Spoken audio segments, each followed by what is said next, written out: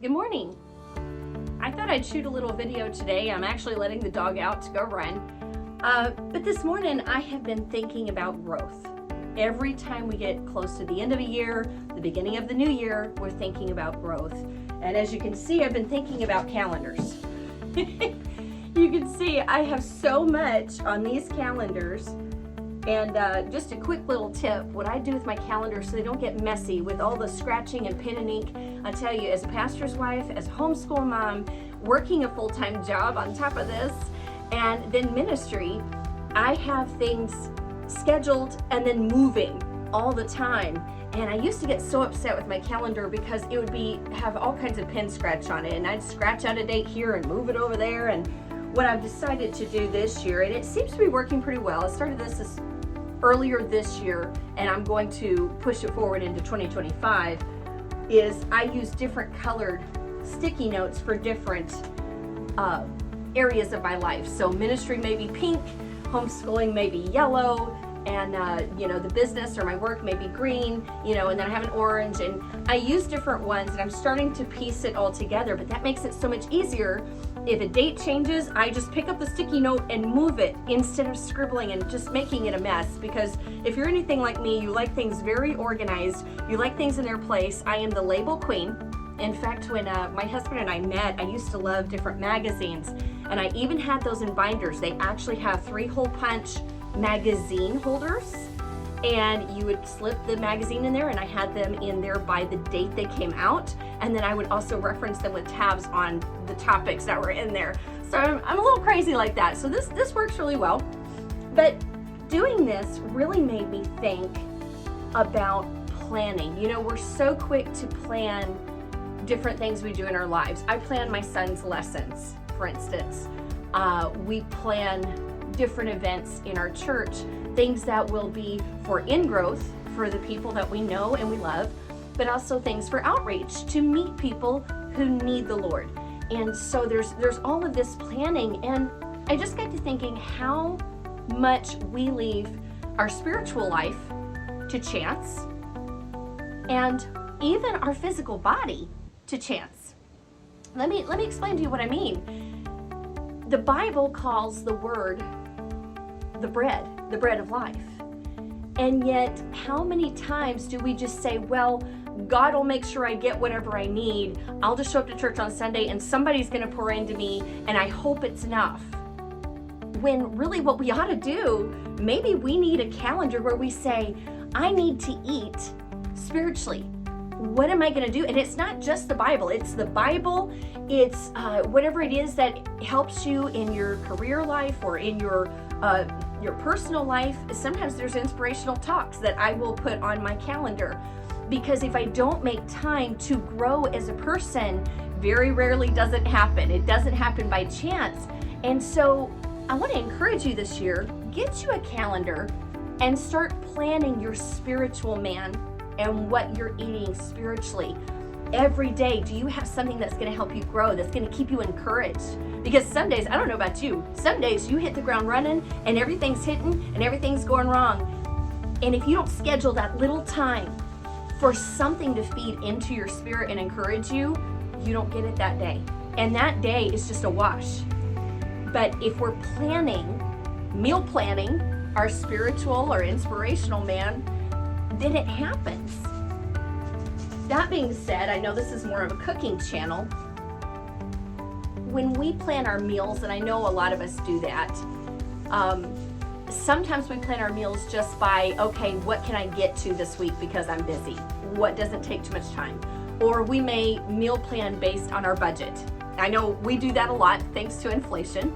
It's been lovely the last couple of years, but I've learned a lot of tips and tricks, which I'm going to be showing and sharing. But something else you need to think about, and it's something that I'm going to be covering more on this channel, is what nutrients does your body actually need? Because a lot of times the illnesses we face, now don't get me wrong, some people think I am anti-medication. I am not anti-medication at all. We take medications when needed.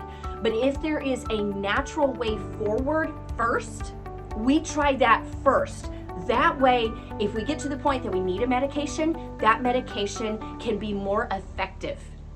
because as you know, it's just like somebody who's on drugs. The more they take a certain drug, the effects wear off on them a little bit, and they have to take a stronger and stronger drug to get the high they want. Well, it's the same way with medications.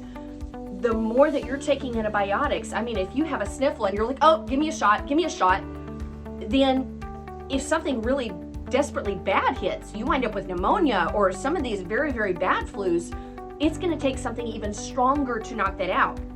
However, if you have done your due diligence and when your sniffle comes, you go, okay, what can I do naturally to see if I can fend this off? Sometimes those natural remedies help you fight it off. You never have to go see a doctor. You might go see a doctor just to say, hey, am I safe and sound to go around everybody else? And a lot of times we would do that with our doctor in Texas. And he'd say, no, you beat this, you're good, great. Clean bill of health. But here's the thing, is if you will go natural first until you say, hey, okay, this isn't knocking at this time, now I need to go to the doctor. They're able to prescribe you safer medications that are less potent because your body will respond more to those. So I am not anti-medication. I am a pro-natural approach and medication if you gotta. So, but that being said, a lot of times our sicknesses come from nutrient deficiencies. I know a lot of things that I have faced, hypothyroidism, hypoglycemia, things like that, they actually stemmed further back from different nutrient deficiencies. I struggle with anemia, I struggle with low D, I struggle with certain things that just, I don't naturally produce those, but also they're not a common ingredient in what I was cooking. And so what we really need to do, and something I'm going to be covering on this channel, is what nutrients do we actually need for our body to function? Because if certain illnesses and certain maladies that we face over and over and over again are nutrient based, it's because we're not getting the right nutrients, then why don't we start meal planning for what our body actually needs? That makes your doctor's job much easier. And then you're actually partnering with them so they can help you with issues that are more difficult. But let's take care of the nutrient issue. So I just want to challenge you this year as we go through these different steps and the different nutrients that we need in our bodies and what foods will help fill the gap. Because honestly, I understand a lot of people like multivitamins. That's great. If you're in a tough time of life and you're super busy and you can't focus on cooking solid food, at least do that. At least get a multivitamin. But we also know the form of those vitamins, when they are processed like that, a lot of times our body doesn't recognize it and it is flushed through our system. And so a lot of those multivitamins, probably 80% of what's in that multivitamin flushes through your system. What does stay in your system is things that are taken in through food and what you eat. That's why our society is so sick, because we eat so many processed foods. We use so many seed oils. These things are sticking in our body because that's what we're eating. We need to be planning, meal planning. Okay, am I getting vitamin K this week? Do I have something on my meal plan where me and my kids and my husband are getting vitamin K? Are we getting enough vitamin D? Are we getting omega-3s? Are we getting the right omega-3s? And start looking at our food as a tool. Now, that doesn't mean it has to taste bad. It can taste good and do good. That's what this channel is all about. Believe me, I'm a foodie. Everywhere we go, when we go on vacation, my children are like, what do we get to do? What do we get to see? My husband and I are like, what do we get to eat? We love food. But your food can work for you. So this year, I challenge you as we go through this, get you a calendar, maybe 2 calendars. One calendar, start planning your spiritual meals every day or your inspirational meals every day. Get yourself encouraged. Start moving forward with your growth, all right? And the second calendar, let's start planning our meals to feed our bodies and improve our lives. That's what I got for this morning. You guys have a great day. and it's getting a little nippy. I think it's in the 40s today, so I'm gonna head inside with my coffee and my dog. God bless you.